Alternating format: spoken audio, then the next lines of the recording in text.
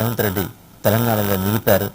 ఈ రకంగా ప్రియాంక గాంధీ కానీ రాహుల్ గాంధీ కానీ సంతోషం వ్యక్తం చేసినట్టు సమాచారం.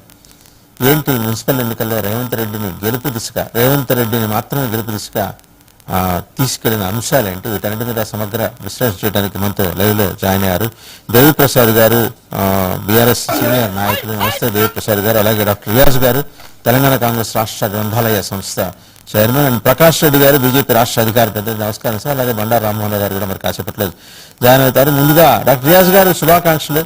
పల్లె ప్రాంతాల్లో 66% పంచాయతీల్లో ఓటింగ్ తెచ్చుకొని ఇప్పుడు 70% తోటి క్రమక్రమంగా ఎదుగుతూ వస్తున్నారు. ఇన్ఫాక్ట్ సింపుల్ మెజారిటీ తోటి కాంగ్రెస్ పార్టీ 64 సీట్లతో గవర్నమెంట్ ఫామ్ చేసినప్పుడు చాలా మంది అనుకున్నారు మహా అయితే ఒక ఏడాది నిలుస్తుంది గవర్నమెంట్. ఏడాది కాదు, 2 ఏళ్లు కూడా దాటి 5 ఏళ్ల దిశగా అడుగులు వేస్తూ మొత్తాన్ని మీకుండే వర్గ విభేదాలు, మీకుండే విచ్చలవిడి ప్రజాస్వామ్యం అందరికీ తెలిసిందే. వాటన్నిటిని అడ్రస్ చేస్తూ విజయం దిశగా బహుశా ఈ విజయం ఆయన ఒక్కరి శ్రమే అనే మాట కూడా వినిపిస్తోంది. కాంగ్రెస్ పార్టీ హెడ్ క్వార్టర్స్ అలాగనే చూస్తోంది. కానీ మీ అందరిది ఉంది కాంట్రిబ్యూషన్ అందులో, నో డౌట్. ఎలా చూస్తున్నారు ఈ ఎన్నికల ఫలితాలను? వాసుదేవ్ గారు, మొట్టమొదటిసారిగా మీ ద్వారా మొత్తం తెలంగాణ ప్రజలకి మేము కృతజ్ఞతలు అభినందనలు వ్యక్తం చేస్తాము. ఏ రాజకీయ పార్టీకైనా ఎన్నికలే తన పనితీరు కొలమానంగా నిర్దేశించబడుతుంటాయి. చిన్నగా మా మీద ఉన్న ఒక వాదన ఏంటంటే, కాంగ్రెస్ పార్టీ ఇప్పుడు గ్రామీణ ప్రాంతాల్లో బలంగా ఉంటుంది, పట్టణ ప్రాంతాల విషయానికి వచ్చేసరికి బీజేపీ ప్రధాన ప్రత్యర్థిగా ఉంటుంది, బీఆర్ఎస్ కూడా పట్టణ ప్రాంతాల్లో బలంగా ఉంటుందని కనపడలేదు. కానీ అది ఎన్నిక ఏదైనా, గ్రామీణ ప్రాంత ఎన్నికైనా పట్టణ ప్రాంత ఎన్నికైనా విజయం కాంగ్రెస్ దాన్ని మరొకసారి మేము ప్రూవ్ చేశాం. ఈ విజయం వెనక మా గవర్నెన్స్, అలాగే ముఖ్యమంత్రి గారి వ్యూహం, మా పిసిసి ప్రెసిడెంట్ గారి బేసిక్ పార్టీకి సంబంధించిన పనితీరు, ఇవన్నీ కూడా తర్పణంగా ఉన్నాయి. ఏదైనా కూడా మా విజయం వెనక ఉన్నది ప్రజల మద్దతు. ఈ 2 సంవత్సరాల పరిపాలన ఏదైతుందో అది సజావుగా ఉందని, ఇదే రీతిగా భవిష్యత్తులో కూడా కొనసాగాలని ప్రజలు మాకు తీర్పిచ్చారు. ఇది నిజానికి మంచి తీర్పు కూడా. ఎందుకోసం అంటే, సహజంగా రాష్ట్ర ప్రభుత్వంలో ఎవరైతే అధికారులు ఉంటారో వారి చేతుల్లో స్థానిక సంస్థల అధికారం కూడా ఉన్నప్పుడు ఆ అభివృద్ధి అనేది సవ్యంగా జరిగే అవకాశం ఉంటుంది. కాంగ్రెస్ పార్టీ మొదటి నుంచి కూడా గ్రామ స్వరాజ్యానికి ప్రాధాన్యత ఇచ్చిన పార్టీ. గాంధీ గారి ఆశయాలు ఏవైతున్నాయో అవి భారత రాజ్యాంగంలో ఆదేశితుల్లో చేర్చిన పార్టీ. ఆ నేపథ్యంలోనే ప్రధానంగా 73-74 రాజ్యాంగ సవరణ తర్వాత స్థానిక సంస్థలను బలోపేతం చేయడం ద్వారా మాత్రమే భారతదేశంలో నిజమైన అభివృద్ధిని మనం ఘర్ గల్లీ గ్రామం తీసుకుపోతున్న జ్ఞానంతో మేము రాజీవ్ గాంధీ గారి స్వప్నాన్ని పివి నరసింహారావు గారి ప్రభుత్వంలో అమల్లో తీసుకొచ్చాం. ఇది ఈ రోజు తెలంగాణలో ఆచరణలోకి వచ్చేదానికి ఈ విజయం మాకు చేకూరింది. ఒక విషయం వాసుదేవ్ గారు, వాస్తవంగా తెలంగాణ రాష్ట్రం ఏర్పడిన తర్వాత పట్టణ ప్రాంతాల్లో ఇది మాకు వచ్చిన తొలి విజయం, బంపర్ విజయం కూడా. ఎందుకోసం అంటే, మేము పవర్లోకి వచ్చిన తర్వాత జరిగిన మొదటి ఎలక్షన్స్ కి అంతకుముందు బీఆర్ఎస్ పార్టీ పట్టణ ప్రాంతాల్లో పరిపాలనలోకి వచ్చింది. మొట్టమొదటిసారిగా పట్టణ ప్రజలు, అర్బనైజేషన్ సౌత్ ఇండియాలో చాలా ఫాస్ట్ గా పోతున్న రాష్ట్రాలు తెలంగాణ ఒకటి.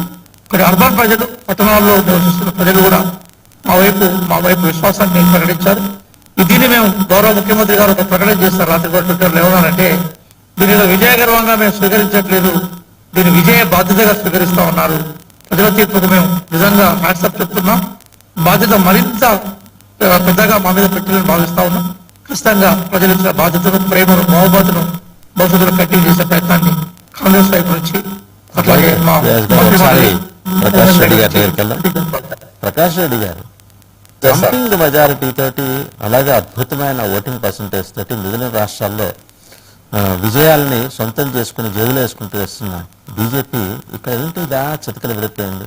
రాత్రేమో కరీంనగర్లో విజయోత్సవాలు చేసుకున్నారు, అదేమో హంగరీస్గా నడుస్తుంది. కొత్తగూడెం, నిజామాబాద్, కరీంనగర్, నిజామాబాద్ ఇన్ఫాక్ట్ మీరు ఖచ్చితంగా గెలుస్తారు అనే ఒక నమ్మకం అయితే ఉంది. హంగరీస్గా ఎందుకు వెళ్ళింది అంటే బీజేపీ ఇలాంటి మరి జీరో పర్ఫార్మెన్స్ ఏంటి? ఎక్కడ లోపం జరిగింది బీజేపీ?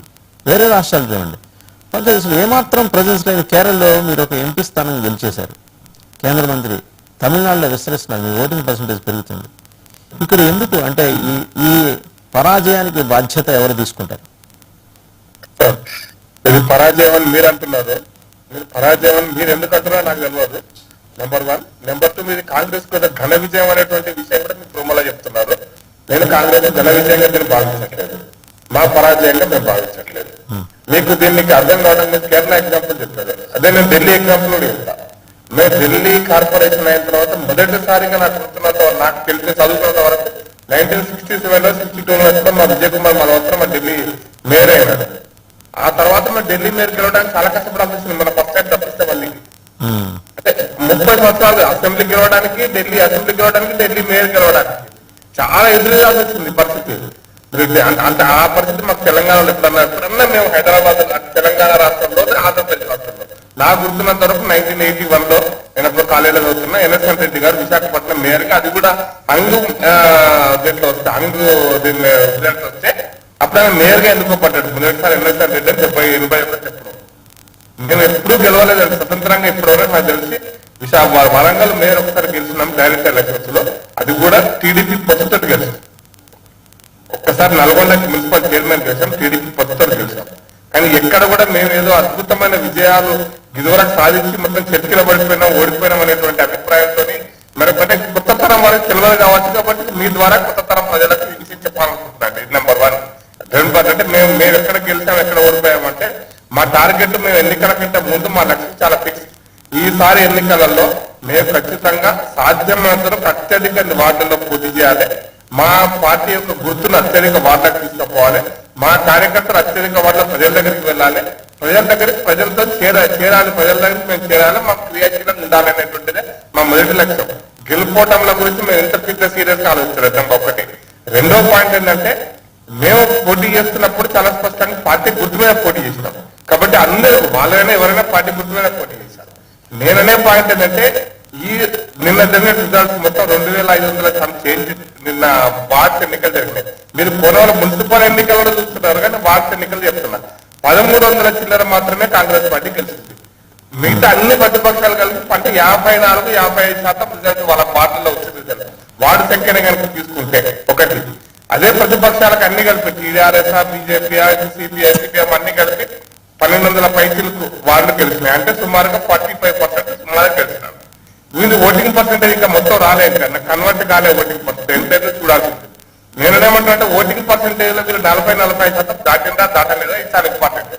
దాటకపోతే వాళ్ళకే సిగ్నల్స్ ఇచ్చేసినాయి. ఇప్పుడు రెడ్ సిగ్నల్స్, మీరు జాగ్రత్తగా ఉండండి అని. నాకు కాదు వచ్చింది రెడ్ సిగ్నల్స్. ఎందుకంటే మేము ఎప్పుడూ లేము. నేను మళ్ళీ అర్బన్ ఏరియాలో బీజేపీ ఉంటుందన్నారు.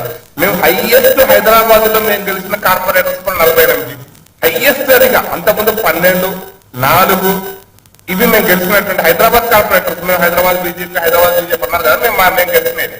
అంటే మా సత్తా ఏందో, మా బలం ఏందో, ప్రజల్లో మేమేందో మాకు తెలుసు. కానీ కాంగ్రెస్ పార్టీ ఇక్కడ ఈ రాష్ట్రంలో గెలిచిన దాన్ని అద్భుత విజయంగా నేనైతే భావించట్లేదు. నేను అందుకోసం ప్రజలకు కూడా అదే విషయం చెప్పాల్సింది. ఎందుకు చెప్తానంటే, రెండో పాయింట్ ఎందుకు చెప్తున్నంటే, ఏ రాష్ట్రంలోనే అధికారంలో ఉన్న పార్టీ ఈ రాష్ట్రంలోనే కదా, ఈ దేశంలో ఏ రాష్ట్రంలో తీసుకోండి, మహారాష్ట్ర తీసుకోండి, గుజరాత్ తీసుకున్నా, రాజస్థాన్ తీసుకున్నా, ఈవెన్ అస్సాం తీసుకున్నా కూడా, అస్సాంలోనే ఏమి లేవు ఇప్పుడు కూడా. ఎక్కడైనా స్థానిక ప్రభుత్వాలలో అధికార పార్టీదే ఉంటుంది అవకాశము. మేము మహారాష్ట్రలో మా రిజల్ట్ ముందు చెప్పండి 90% ఉందా లేదా? మొన్నటి మహారాష్ట్ర మున్సిపల్ ఎన్నికలలో కాంగ్రెస్ పార్టీ ఒకే ఒక సీటు గెలిచింది. అది కూడా హంగుతోటే వస్తుంది. అది కూడా ఎందుకు వచ్చింది? మేము కేరళ అనేది ఎగ్జాంపుల్ తీసుకోవచ్చు. అట్లాగే జిల్లా పరిషత్ ఎన్నికలు కర్ణాటక జరిగినాయి, వాళ్ళ ప్రభుత్వం కూడా ఉంది. ఎట్లా రిజల్ట్ చూస్తున్నారు. ఎందుకు సంకేతం చెప్తున్నా అంటే, వీళ్ళు అత్యద్భుతమైనటువంటి రిజల్ట్ కాదని చెప్పడానికి మొన్నటి 2020 2025 ఎన్నికలు 26 ఎన్నికలు 2020 ఎన్నికలలో మున్సిపల్ ఎన్నికలలో తెలంగాణ రాష్ట్రంలో బీఆర్ఎస్ పార్టీ ఎన్ని సీట్లు గెలిచింది, ఎంత పర్సెంటేజ్ ఆఫ్ ఓట్లు వచ్చింది, వారి అధికారంలో పార్టీ. అప్పుడు కాంగ్రెస్ కి వచ్చినాయి. మీరు same similar to that. Congress కూడా ఇట్లాగే ఇప్పుడు బీఆర్ఎస్ కి వచ్చిందో అప్పుడు కాంగ్రెస్ కి వచ్చింది. ఇప్పుడు అప్పుడు బీఆర్ఎస్ వచ్చిన దానికంటే తక్కువ వచ్చింది. ఇప్పుడు కాంగ్రెస్ తక్కువ వచ్చినాయి. అప్పుడు కాంగ్రెస్ వచ్చిన దానికంటే ఎక్కువ వచ్చినాయి. ఇప్పుడు బీఆర్ఎస్ ఎక్కువ వచ్చినాయి బీఆర్ఎస్ కి. ఈ తేడాను గమనించండి.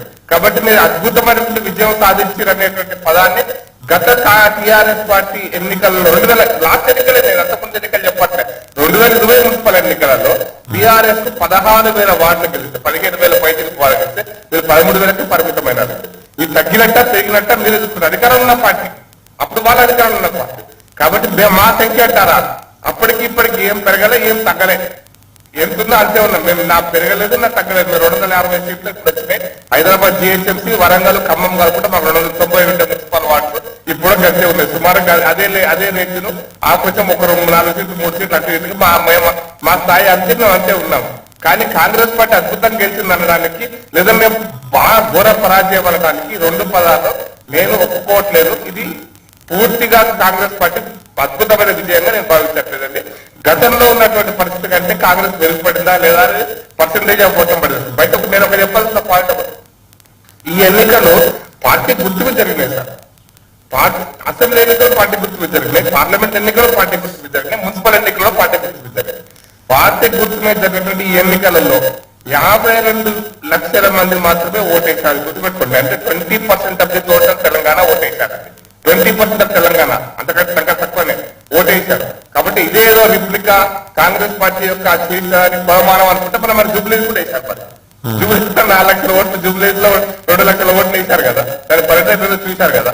అందుకోసం ఇది ఒక బహుమానంగా తీసుకోవాలంటే నా అభిప్రాయం. పర్సెంటేజ్ ఆఫ్ ఓట్లు వస్తే బయటకు వస్తుంది, మిగతా అన్ని విషయాలు బయటకు వస్తాయి. అన్నిటికంటే ఎక్కువేంటంటే ఈవెన్ ఇది సెమీ అర్బన్ ఏరియా తప్ప మొత్తం urban area, core urban area కాదు, వాళ్ళ భాషలో నా భాషలో కాదు. ఇది కోర్ అర్బన్ కాదు, ఇక్కడ కోర్ అర్బన్ ఎలక్షన్స్ కనపడతాయి. ఇది సెమీ అర్బన్ ఏరియా. నేను ఉదాహరణకు ఎగ్జాంపుల్ చెప్తాను.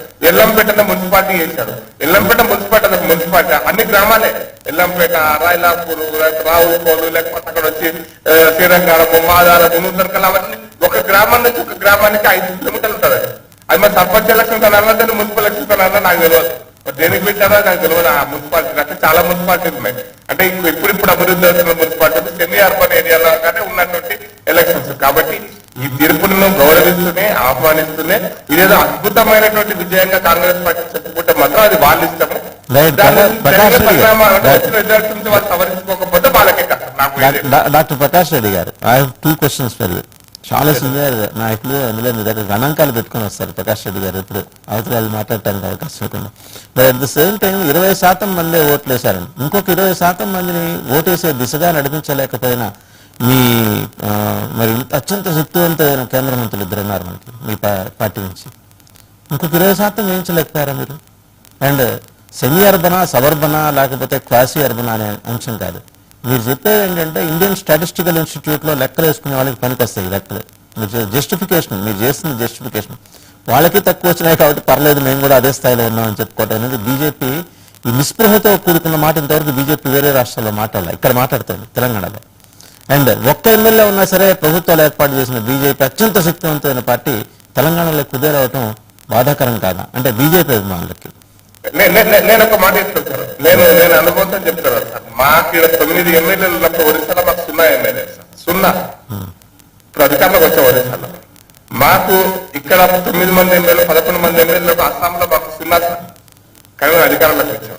మాకు ఇక్కడ 9 మంది ఎమ్మెల్యేలు ఉన్నప్పుడు మా గుజరాత్ లో 16, అధికారంలోకి వచ్చి 25 ఎమ్మెల్యేలు సార్. అందుకోసం ఏ రాష్ట్రంలో అయినా కూడా సార్, హిమాచల్ ప్రదేశ్, రాజస్థాన్, మధ్యప్రదేశ్ అట్లాంటి రాష్ట్రాలు మా ప్రదేశ్ జనసంఖ్య నుంచి పవర్ఫుల్ ఉన్నాయనుకోండి, అది వేరే అంశం. ఇప్పుడు మీకు అందుకోసం చెప్తున్నాను, మేము ఇక్కడ 9 గెలిచినప్పుడు కర్ణాటక కూడా 10%. నేను ఇంకొక ఉదాహరణ చెప్పనా మీకు? ఇప్పుడు ఇవన్నీ చెప్పారు, మేము ఇక్కడ 9 ఉన్నప్పుడు వాళ్ళు అక్కడ వాళ్ళు 0, తర్వాత వాళ్ళు ఎదిగారు. మీరెందుకు ఎదగట్లేదు? ఇది బీజేపీ కార్యకర్తలు వాళ్ళ గుండెల్లో గూడు కట్టుకున్న వేదన ఇది. మా చారిత్రక తప్పిదాలు కూడా కొన్ని ఉంటాయి సార్. మేము దాన్ని సవరించుకునే ముందుకు పోతాం సార్, తప్పకుండా. దాంట్లో డౌట్ ఏం లేదు. చారిత్రక తప్పిదాలలో మేము ఇతర ఒక నాయకత్వాన్ని ప్రొజెక్ట్ చేయకపోవడం, క్షేత్రస్థాయిలో నాయకత్వాన్ని మేము ఇంకా వార్డు స్థాయిలో నాయకత్వాన్ని పెట్టలేకపోవడం, మాకున్నటువంటి లోపాలు మాకున్నాయి. నేను లోపాలు లేవని మేము అంటే మేము లోపాలు ఉంటే మేమే అధికారంలోకి వస్తుంటాం కదా. అసెంబ్లీలో మేము ఎదుర్కొనిపోయినాం. అసెంబ్లీలో గెలుస్తుంటాం కదా. 8 పార్లమెంట్ సీట్లు కలగలను అసెంబ్లీ గెలవలేకపోతుంటామా? అంటే మేము ఇప్పుడే కదా, నేను అనుకుంటా అసెంబ్లీ ఎగ్జాంపుల్స్ చెప్తున్నా. మేము ఇక్కడ 9 ఉన్నప్పుడు ఒరిస్సాలో 0 ఎమ్మెల్యేలు, మేము ఇక్కడ 9 ఉన్నప్పుడు అక్కడ మాకు 0 ఎమ్మెల్యేలు అసెంబ్లీ. నేను తిరిగి వచ్చినా కదా అక్కడ కూడా.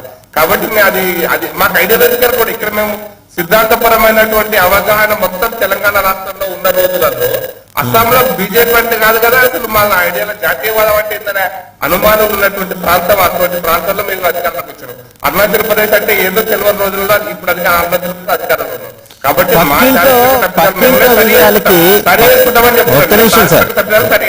ఓకే, పక్కింట్లో విజయాలకు మీరు స్వీట్లు పంచుకోవడం, మీరు విజయాలు సాధించి పక్కింట్లో స్వీట్లు పంచాలి. మేము చారిత్రక తప్పిదాలు సరి చేసుకుంటామని చెప్పారండి. ఉదాహరణకి ఒక్క చారిత్రక తప్పిదం ఏమన్నా చెబుతారా? మేము ఒకటేసారి గుర్తుపెట్టుకోండి సార్, ఉదాహరణకి మేము టిఆర్ఎస్ పోయినప్పుడు వాళ్ళ యొక్క రాజకీయమైనటువంటి అలయన్స్ లో కాంగ్రెస్ పార్టీ బయటకు వచ్చింది కానీ అందరూ చుట్టిపోయినాం జేఏసీలో.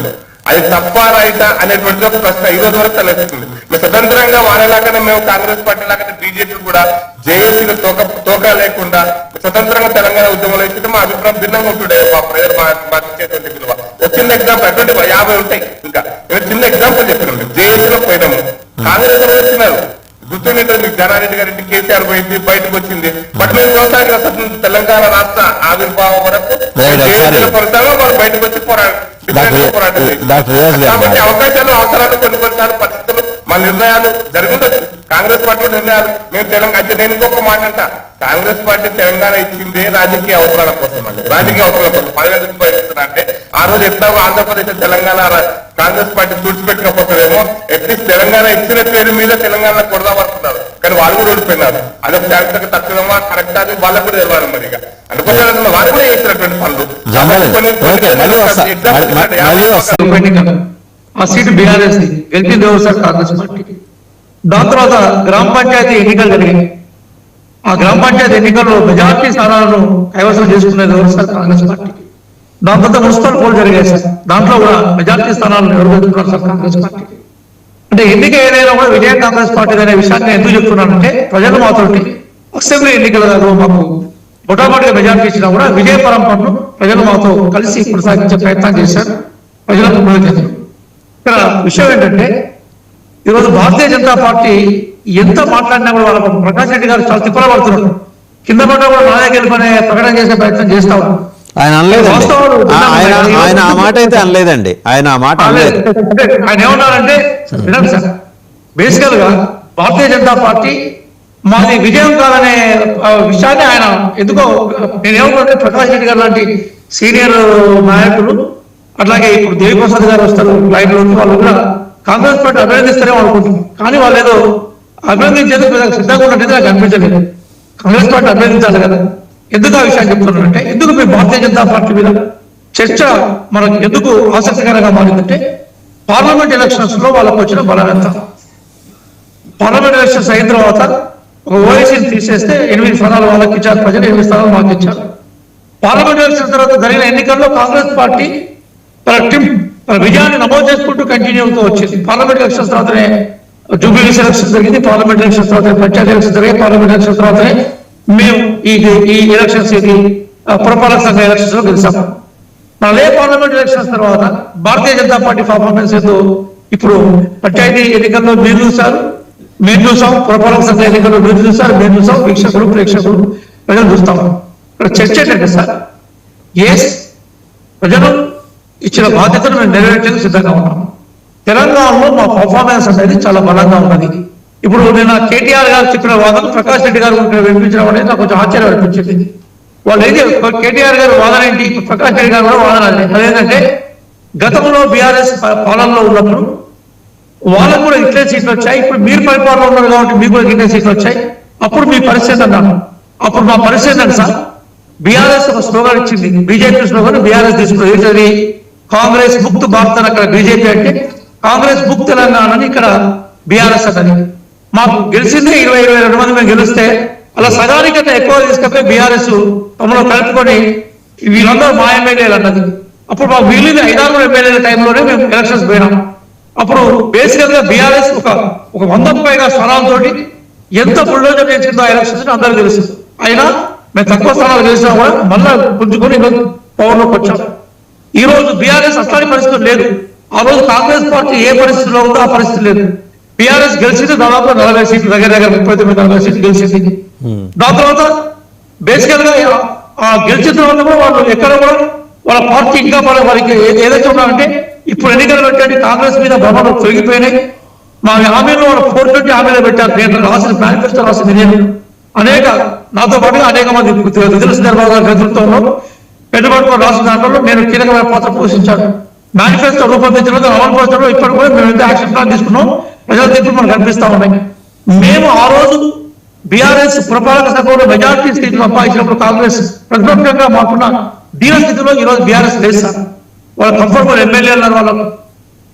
అట్లాగే బేసికల్ గా ఈ రోజు వాళ్ళు ఎవరు ఇంకొక 2 నెలల్లో కాంగ్రెస్ పార్టీ భ్రమలు పోతున్నాయి, కాంగ్రెస్ పార్టీ పని అయిపోయింది, మేము గెలిచిన 2 నెలల నుంచి వాళ్ళు మొదలుపెట్టిండ్రు, ఇక కాంగ్రెస్ పార్టీ పని అయిపోయింది, ఏదో అడ్డిమార్ హరీష్ రావు గారు చెప్పేది అడ్డిమార్ గుడ్డి మన కాంగ్రెస్ పార్టీ గెలిచింది, అడ్డిమార్ గుడ్డి ఇక ముఖ్యమంత్రి రేవంత్ రెడ్డి గారు అని చెప్పారు. అది అడ్డిమార్ గుడ్డ ప్రజల తీర్ప ఆ విజయపురం కొనసాగుతున్న విషయాన్ని ఇప్పుడు నేను చెప్పిన ఎన్నికలన్నీ కూడా ప్రూవ్ చేశాయి కదా. ఎన్నిక ఏదైనా కాంగ్రెస్ పార్టీ విజయం కదా. కాబట్టి ఇది మాకు మా పార్టీ కూడా స్టేటస్ కి మేము అంచెలంచెలు ఎదుగుతుందానికి ఇది గొప్ప వరంగా భావిస్తున్నాం. బహుశా మా గెలుపును జీర్ణించుకోలేక, మా గెలుపును తట్టుకోలేక, వాళ్ళు మా దరిదాపులకు రాలేక మాట్లాడితే మాట్లాడవచ్చు, వాళ్ళకి మాట్లాడే హక్కు ఉంటుంది, స్వేచ్ఛ ఉంటుంది. కానీ పైన చాలా క్లియర్ తెలుసు.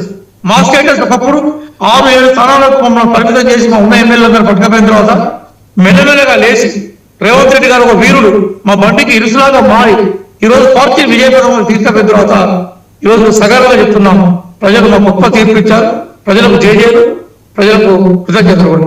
అందుకోసం మా పార్టీగా ఇది మా ఘన విజయం సార్, గొప్ప విజయంగా మేము భావిస్తాం. సార్ డాక్టర్ ప్రకాష్ రెడ్డి గారు సరే అయిపోయింది, అది అయిపోయింది. ఇప్పుడు దాని గురించి మనం మాట్లాడుకుని చింతించే ప్రయోజనం లేదు. కనీసం మీ చేతిలో వస్తాయని భావించే కరీంనగర్, నిజామాబాద్లో అయినా మీ మంత్రాంగం ఏమన్నా పనిచేస్తుంది, హంగు ఉంది. కొత్తగూడెం వదిలేయండి, కోననేని సాంబశివరావు గారు ఆయన జేబులో వేసుకుని తిరుగుతున్నారు కొత్తగూడెన్ని. మీ ఎవరు వచ్చినా సరే ఎవరి మద్దతు అయినా తీసుకుంటాం అక్కడ అంటున్నారు. అక్కడ మీరేమన్నా గెలిస్తే ఒకవేళ మీ మద్దతు కూడా ఆయనకు అవసరమేమో, అది ఒకటి చూసుకోవచ్చు. But Karimnagar, Nizamabad still have an edge. ఏమన్నా ముందు కరీంనగర్ నేను చెప్తాను సార్. కరీంనగర్ లో మేము 31 దాకా ఐ థింక్ 31 గెలిచేసినాము. అక్కడ కావాల్సింది 34. మా ఎక్స్ అఫీషియల్ మెంబర్ ఎంపీ కూడా ఒకరు ఉన్నారు అక్కడ.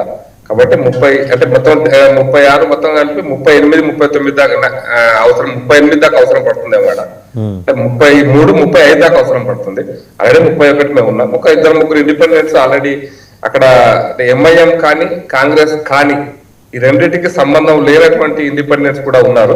ఆల్రెడీ మాకు మద్దతు ప్రకటించినట్టుగా నాకున్న సమాచారం అది. కాబట్టి అది మాకు పెద్ద ఇష్యూ ఏం కాదు. నిజామాబాద్ లో కూడా మేము 62 కావాలి, మాకు 62, 63 కావాలి, 31, 32 కావాలి. మా 2 ఎమ్మెల్సీలు గ్రాడ్యుయేట్ టీచర్స్ ఎమ్మెల్సీ కూడా మాకు ఉన్నారు అక్కడ. నిజామాబాద్ ఎంపీ సీట్ కూడా మాకుంది. కాబట్టి అక్కడ ఉన్నటువంటి పరిస్థితులలో నిజామాబాద్ ఎమ్మెల్యే కూడా మాకుంది, లోకల్ ఎమ్మెల్యే కూడా మాకు. ఎమ్మెల్యే 1, ఎంపీ 2, ఎమ్మెల్సీలు 2 కూడా మేము ఉపయోగించుకోవడానికి అవకాశం ఉంది. 32 మందితోటి అక్కడ అంటే ఎక్స్ మెంబర్స్ మాకు ఇంచుమించు సరిపోతారు. అయితే మీకు కరీంనగర్ లో ఒక అడ్వాంటేజ్ అంటే మాకు బీఆర్ఎస్ పార్టీకి కూడా ఆడ సఫిషియెంట్ నెంబర్ వచ్చింది. బీఆర్ఎస్ కాంగ్రెస్ కలుస్తుందా తెలియదు మరి. ఆడ కలిసి ఎంఐఎం కూడా కలిస్తే అప్పుడు ఉండే పరిస్థితి ఒకటి అటు ఇటుగా ఏమన్నా ఇబ్బంది ఉండొచ్చు. కానీ బట్ నాకు తెలిసిన వరకు అయితే అక్కడ ఇండిపెండెన్స్ కూడా చాలా మంది గెలిచారు. అందులో మాతోటి ఆల్రెడీ టచ్ లో ఉన్న 2-3 ఇండిపెండెన్స్ ఉన్నారు. కాబట్టి ఒకటి అటు ఇటుగా మేము ఖచ్చితంగా గెలుస్తున్నాం. హంగ్ అయినప్పటికీ కూడా మా ఎక్స్ అఫీషియల్ మెంబర్స్ ఉన్నారు. కాంగ్రెస్ పార్టీకి కూడా చాలా హంగులు వచ్చినాయి.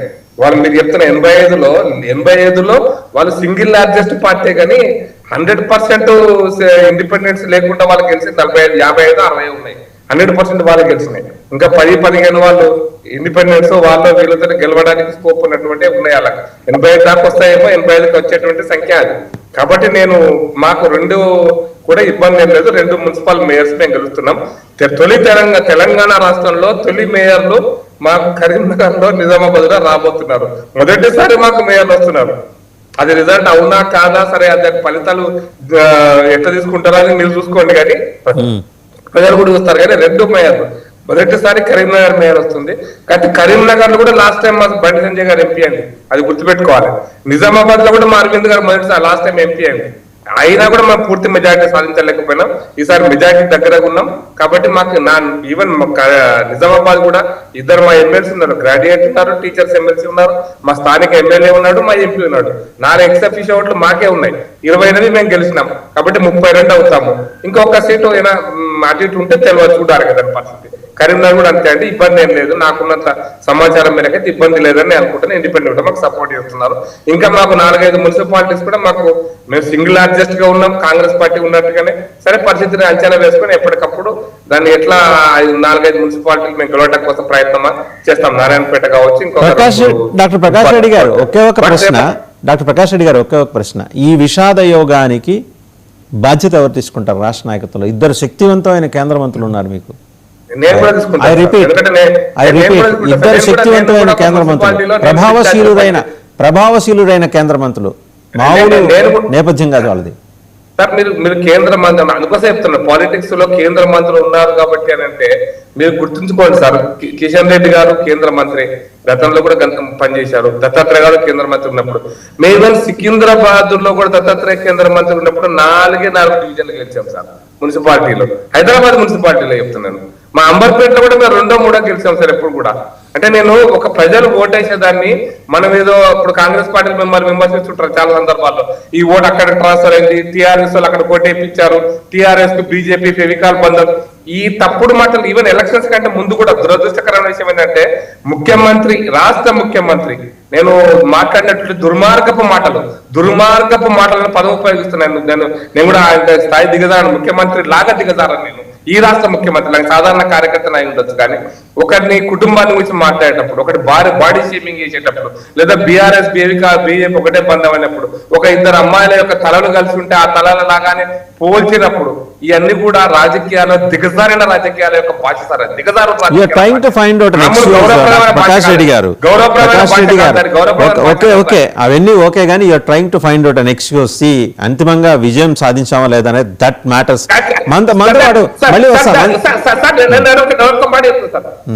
విజయం సాధించాలేమో దట్ మ్యాటర్స్, కానీ భారతదేశంలో భారత ప్రజలు నరేంద్ర మోడీకి విజయం సాధించాలేదా దట్ మ్యాటర్స్. కానీ కాంగ్రెస్ పార్టీ కుళ్ళు రాజకీయాలు ఎందుకు చేస్తుంది? ఈ ఆంధ్రప్రదేశ్ తెలంగాణ రాష్ట్రాన్ని కూడా అటువంటి ఢిల్లీ రాజకీయాల్లో కుళ్ళు రాజకీయాలు చేస్తున్నప్పుడు అది కుళ్ళు పార్టీ అంటామా?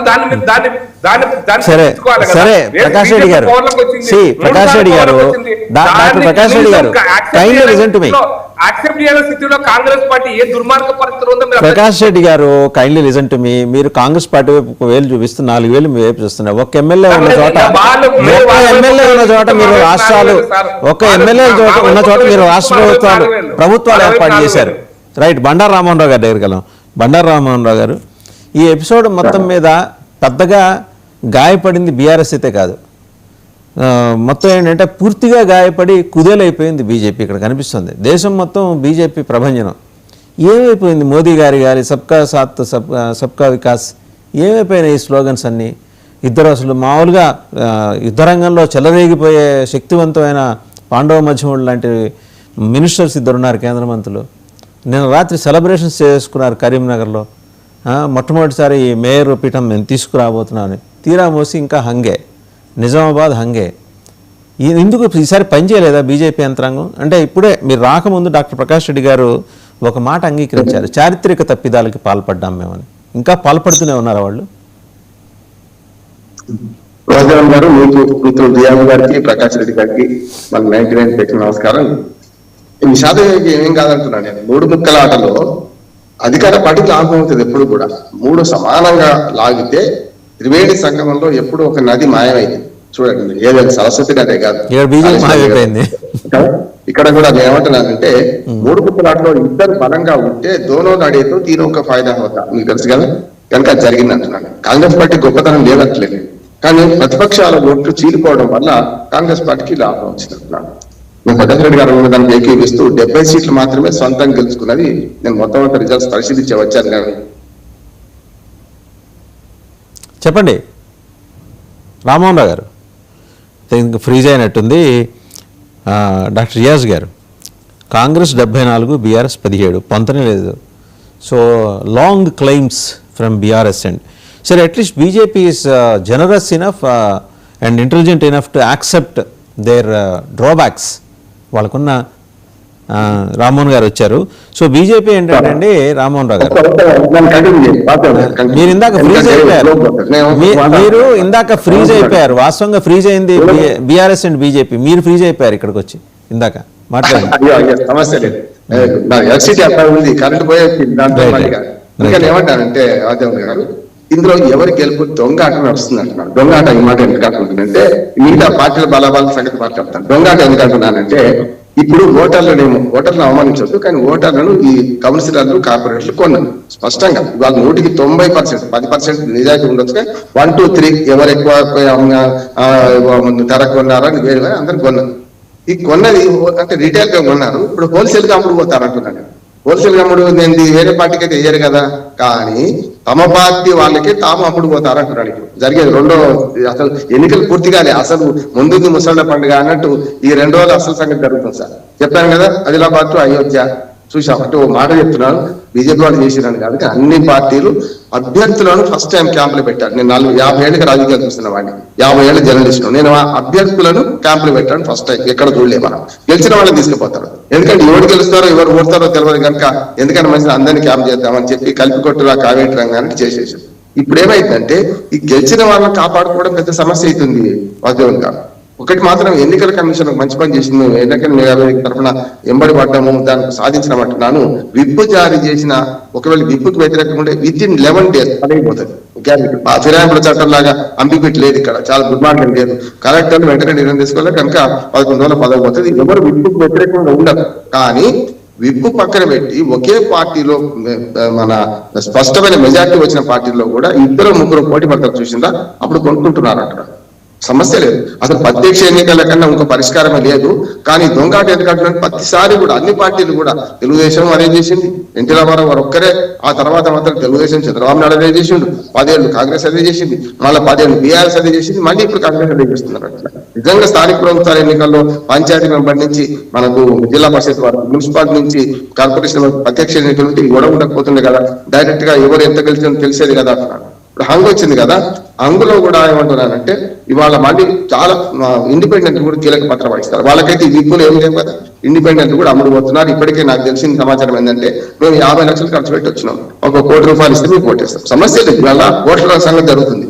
ఇంత చేస్తే ఎంత అనుకున్నారు, ఏమంటారు కొండంత వెక్కన పట్టినట్టు 40 లక్షల మంది ఓటేశారు వాస్తవం గారు. మొత్తము ఈ ఎన్నికంత ఎంతుందంటే 52.5 లక్షల మంది ఓటర్లు, 40 లక్షల మంది ఓటేసిండ్రు. ఈ 40 లక్షల మంది ఓట్లలో 116 మున్సిపాలిటీలు, 7 కార్పొరేషన్లు, 7లో 4 పూర్తిగా మ్యాండేట్ వచ్చింది అంటున్నారు. కాంగ్రెస్ పార్టీ పూర్తిగా మ్యాండేట్ 4 వచ్చింది. చాలా సమస్య ఇక్కడ కూడా ఏమంటున్నారంటే ఎక్స్ అఫీషియల్ సభల పేరు మీద ఈ నాటకం జరుగుతుంది కదా, కానీ దానికి కూడా ఎలక్షన్ కమిషన్ మంచి అడ్డుకట్ట వేసింది.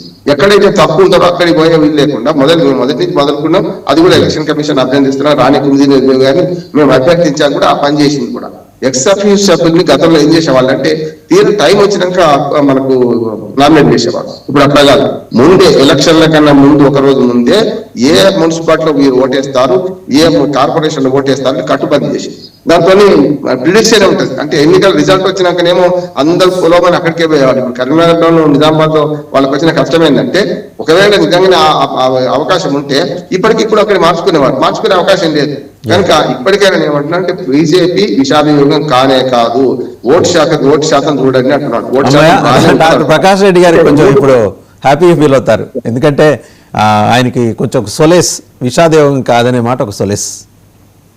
అంటే నేను ఇంకోటి చెప్తున్నాను, మన ఏమంటున్నాడంటే ఇప్పుడు 3 కుక్కలు అంటే ఏమైందంటే ఎప్పుడు కూడా చెప్పాను కదా, ఎప్పుడైనా మొత్తం రిజల్ట్ లో నేను కొన్నిసార్లు కొన్ని కీలకమైన అంశాలు చూశాను. కొన్నిసార్లు ఏమైందంటే బీజేపీ బీఆర్ఎస్ ఓట్లు కలిస్తే కాంగ్రెస్ కన్నా వచ్చే ఓట్ల డబ్బులు ఉన్నాయి, కొంచెం తేడా 49, 23 బండారు రామ్మోహన్ గారు వ్యతిరేకమైన ఓట్లు ఎక్కువ ఉంటాయి. కానీ వ్యతిరేకమైన ఓట్లు చీలిపోవడం వల్ల అధికార పట్ల ఎప్పుడైనా అంటారు. ఇంకొక బీఆర్ఎస్ కూడా ఒక సురక అంటించడానికి నేను సిద్ధంగా ఉన్నాను. సురక అంటున్నాడు బీఆర్ఎస్ పార్టీ ఎంత దిగజారిందంటే మీరు 90 గెలుచుకుందండి, 95 గెలుచుకుందండి, మేము గెలవలేదు అప్పుడు అంటున్నారు. అంటే ఇప్పటికే మీరు అధికారం దుర్వినియోగం చేసిండ్రు, దుర్మార్గంగా చేసిండ్రు, అన్ని చేసిన కాంగ్రెస్ తిరుగుతుండ్రు కదా, మీరు అంతకంటే ఎక్కువ చేసినట్టే కదా అప్పుడైతే. నేను ఎప్పుడు మన బలాల మీద మనం ఆధారపడదామా, ఎదుటి వారి బలహీనత మీద ఆధారపడదామా? బీఆర్ఎస్ కి ఇంకా అహంకారం పోతలేదు, ఇంకా ఆ పిచ్చితనం పోతలేదు. సరే ఒక నిమిషం రామ్మోహన్ గారు ఒక నిమిషం. కొసమెరిపై ఏంటంటే సందట్లో సడేమియా జనసేన కూడా వచ్చి 2 వార్డులు గెలిచేసుకుంది ఇక్కడ. జనసేన అనొద్దు వాటి, నేను ఏమంటున్నాను పార్టీ కాదట్లేదు. కానీ గతంలో ఇదే ఎమ్మెల్యేగా 2 చోట్ల ఓడిపోయిన పవన్ కళ్యాణ్ తర్వాత అదే ఎన్నికల్లో ఒక ఆయన గెలిచిండు, వరప్రసాద్ అనుకుంటాను, గెలిచిండు. ఆయన ఏమన్నాడు తర్వాత, నీ గొప్పేంది నా గొప్పతనం గెలిచా, టికెట్ కోసం మీ దగ్గరికి వచ్చిన అంతే తప్పుడు మన వరప్రసాద్ అన్నాడు జనసేన టికెటే మీది, గెలుపు నాదే కొమ్మని. చూసిందిగా ఇది కూడా అంతే. అక్కడ ఏమైందంటే వేరే పార్టీ వాళ్ళ టికెట్ దొరకకపోవడం, ఆ అభ్యర్థుల గురించి నేను వివరంగా చెప్పలేను, కానీ ఆ అభ్యర్థులు వేరే పార్టీ టికెట్ దొరకకపోవడం పోటీ చేసిండ్రు. ఒక్కటి మనకు వడ్డేపల్లి మన మున్సిపాలిటీని మనం ఊటగించాలి. వడ్డేపల్లి మున్సిపాలిటీలో కూడా నేను ఏమంటున్నానంటే అది ఒక చెప్పాలంటే అక్కడ సీన్ అన్నాడు ఒక ఆయన ఉన్నాడు, ఏది కవితకి దాని దగ్గర, ఆయనే మొత్తం మేనేజ్ చేసి నిజంగా చెప్పాలంటే గద్వాల పార్లమెంట్ కి మనకు వస్తుంది, మనకు మన మహబూబ్నగర్ పార్లమెంట్ కిందకి వస్తుంది అది. గద్వాల నాగర్కర్ వస్తుంది. ఏమంటారు అంటే అక్కడ బీజేపీ బలంగా ఉన్నది. కానీ ఏమైందంటే ఈ 3 ముక్కలాట మనకు ఎందుకు అనుకున్నారు, ఆయన చూసి గెలిపించారంటున్నాను నేను. కవిత గారు కూడా కొంచెం సపోర్ట్ చేయొచ్చు, ఒక రకంగా చెప్పండి 9-9గా 10లో 9 గెలవడం చాలా విచిత్రము. అదో రకంగా 3 పార్టీలకు చురక అంటున్నాను, ఎందుకంటే మీ 3 పార్టీలకు చురక అంటున్నాను నేను. ఎందుకంటే మంచిగా ఇట్లా ఒక మనిషి వస్తే గెలుస్తారనడానికి ఒక ఉదాహరణ. దాంతోపాటు ఇంకొకటి ఏమంటున్నానంటే కవిత గారు అక్కడనే కాన్సన్ట్రేట్ చేశారు, ఆ మనిషి కూడా దొరికిండు. అది అరుదైన విషయం అంటున్నాను. పదే ఒక 3 పార్టీలు తిరస్కరించి మధ్య పార్టీ గెలిపించడం అనేది మంచిది. ఇంకొక అంశం బండా రామ్మోహన్ రావు గారు, అనాలిసిస్కి వచ్చేప్పటికీ ఇప్పుడు మజ్లిస్ ఈ ఆదిలాబాదు నిజామాబాదు అక్కడ కొంత ప్రభావం చూపడానికి ప్రయత్నాలు చేసింది. వాస్తవంగా చార్మినార్ పార్టీ, కానీ మిగిలిన జిల్లాలకు కూడా విస్తరించి దేశం మొత్తం విస్తరిస్తున్నాడు ఆయన. అప్రిషియబుల్. ఆయన కాస్త కాలికి బలపం కట్టుకుని దేశం మొత్తం తిరుగుతున్నాడు, గెలుస్తున్నాడు, తను తాను అడ్వకేట్ చేసుకుంటున్నాడు, ఒక సెక్యులర్ కోట్ వేసుకొని బయట ప్రపంచానికి తాను పరిచయం చేసుకుంటున్నాడు. ఇక్కడ ఏమన్నా వాళ్ళ పర్ఫార్మెన్స్ ఈ జిల్లాల్లో కరీంనగర్ లో బాగానే ఉంది, 13 సీట్లు వచ్చినట్టు నిజామాబాద్ వచ్చింది, కరీంనగర్ 4 సీట్లు 3 సీట్లు అంటే ఏమంటా అంటే బండి సంజయ్ అన్నాడు కదా, వీళ్ళని తీసుకొచ్చారు వాళ్ళని తీసుకొచ్చారు, ఎన్ని ప్రయత్నం చేసి ఏమైంది. మొత్తం మీద మాత్రం అందరూ కూడా బీఆర్ఎస్ కాంగ్రెస్ కూడా ఒక రకంగా చెప్పాలంటే ఈ 2 మున్సిపల్ కార్పొరేషన్ తక్కువతే చూసింది. ఇప్పుడు నేను చాలా మంది వాగ్దేవన్ గారు ఏమంటారంటే ఆ 2 పార్టీలు ఒకటి, ఈ 2 పార్టీలు, నేను ఏ పార్టీ ఒకటి కాదంటున్నాను. అందరూ వేరు ఎవరి బలాలు వాళ్ళు చూసుకుంటారు, ఎవరి బలహీనతలు వాళ్ళకు ఉన్నాయంటున్నారు. కనుక ఇక్కడ ఏమైందంటే 2 మున్సిపాలిటీలు కూడా ఎక్స్ అఫీషియల్ సభ్యులతో వస్తుంది అంటున్నాను. అంగీ ఏర్పాటే అవకాశం లేకుండే. నా అంచనా అయితే 2 కూడా బీజేపీ పోతేనే ఉండే నాకు. కానీ ఏమైందంటే చెప్పాను కదా, ఇండిపెండెంట్ కూడా కొంత ప్రభావం చూపించారు. మీరు అన్న 3 పార్టీలు కాకుండా 4వ పార్టీ ఎంఐఎం కూడా వచ్చింది. ఇక్కడ పైసా ఒకటి వాళ్ళకు ఉన్నట్టుంది. ఇప్పుడు మున్సిపాలిటీ దగ్గర కూడా విషాద ఒక మాట ఏంటంటే బీజేపీకి 2 కార్పొరేషన్లో మంచి ఫలితాలు వచ్చినా మన మున్సిపాలిటీలో రాకపోవడానికి ఒక కారణం ఏంటంటే ఇంకా సంస్థాగతంగా బలపడలేదు. నేను అనుకుని మాత్రం ఇంకో రకంగా గ్రామ పంచాయతీల కంటే ఈ ఎన్నికల్లో కొంచెం ఎక్కువ ప్రభావం చూపెడతాను అనుకున్నాను నేను. ఎందుకంటే బుద్ధిజీవులు ఉంటారు, కొంత పోలరైజేషన్, హిందూ పోలరైజేషన్ జరుగుతుంది అనుకున్నాం. కానీ ఎప్పుడు కూడా 2 రామ్మోహన్ రావు గారు ఇంకొక ప్రశ్న అండి, ఎప్పుడు కూడా మీకు అవకాశం ఉండదు. రామ్మోహన్ రావు గారు ఒక్క నిమిషం రామ్మోహన్ రావు గారు ఇంకొక ప్రశ్న. ఇప్పుడు జాగృతి ఇంపాక్ట్ ఎక్కడైనా కనిపించిందా? పేరు తెలియలేదు, ఒకటే వడ్డేపల్లి. అది కూడా జాగృతి అనాల్సింది. ఎందుకంటే ఇప్పుడు ఫార్వర్డ్ బ్లాక్ ఎక్కడ ఉంది మనకు, టికెట్ కోసం వాళ్ళని అడిగారు, అది కూడా చెప్పారు కదా. ఫార్వర్డ్ బ్లాక్ టికెట్ తీసుకుంటున్నాం అంటే బీఫామ్ ఏమి ఇవ్వలేదు కదా, పార్టీ లేదు కదా అని చెప్పారు. కనపడదు, ఒక్క చోట కనపడేది, దేశం రాష్ట్రం అనేది కనపడలేదు. మీరు అన్న చార్మినార్ పార్టీ కూడా బీహార్లో 5 సీట్లు గెలిచినాక ఏమైంది చూసింది కదా, మళ్ళీ ఎటుపోయింది వాళ్ళు చూసింది కదా. కానీ పశ్చిమ బెంగాల్ ఎన్నికలు వస్తున్నాయి ఇప్పుడు. బీహార్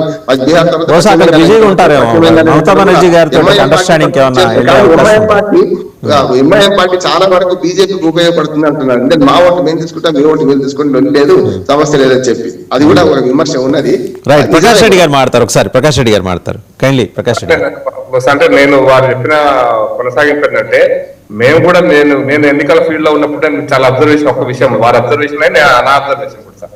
మీరు మేము మళ్ళీ మోడీ చూసిన ఓటేయండి, మా మోడీ గారి ఆ పథకాలకు ఓటేయండి, మోడీ గారు చెప్పిన దానికి ఓటేయండి, మేము చాలా సందర్భాలు